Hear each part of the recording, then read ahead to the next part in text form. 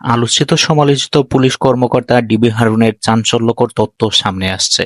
খবর পাওয়া গেছে তিনি ভুয়া মুক্তিযোদ্ধার সনদ দেখিয়ে বিসিএস পুলিশ ক্যাডারে চাকরি নিয়েছেন।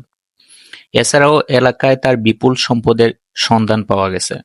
হারুনুর রশিদ কিশোরগঞ্জের মিঠাইমুন উপজেলার হুসেনপুর গ্রামে জন্মগ্রহণ করেন। তার বাবা আব্দুল হাশেম ও মা জুহুরা খাতুন। তার বাবা মৃত আব্দুল হাশেম গাগরা বাজারে চালের ব্যবসা করতেন। এলাকাবাসী সূত্রে জানা যায়, হারুনের বাবা মুক্তিযুদ্ধে অংশ নেননি। আর তার বাবার চাচা অর্থাৎ ডিবি হারুনের দাদা ইদ্রিস ওরফে ইদু মোল্লা ছিলেন কুখ্যাত রাজাকার। গাজীপুরের এসপি থাকাকালীন সময়েই হারুনের ভাগ্য বদল ঘটে। গাজীপুর ও নারায়ণগঞ্জের এসপি থাকার সময় থেকেই ব্যাপক দুর্নীতি ও অবৈধ আয়ের মধ্য দিয়ে হারুন তার পরিবারের সদস্যদের মাধ্যমে বাড়ির পাশের হাওরে জমি কিনতে শুরু করেন।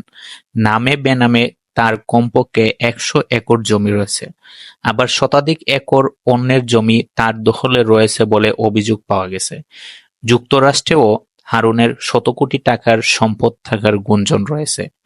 কিশোরগঞ্জের মিঠাইমনের হুসেনপুর গ্রামের পাশের হাওরে প্রায় ৩০ একর জমিতে 3 স্টার মানের প্রেসিডেন্ট রিসোর্ট দ্বীপের মতো দাঁড়িয়ে আছে।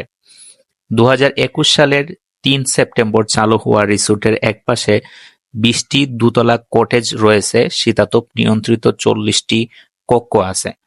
আছে রেস্টুরেন্ট, পার্টি সেন্টার, শিশুদের গেম জোন ও ওয়াচ টাওয়ার। একটি স্যুটের দৈনিক ভাড়া ৬,০০০ থেকে ২৮,০০০ টাকা।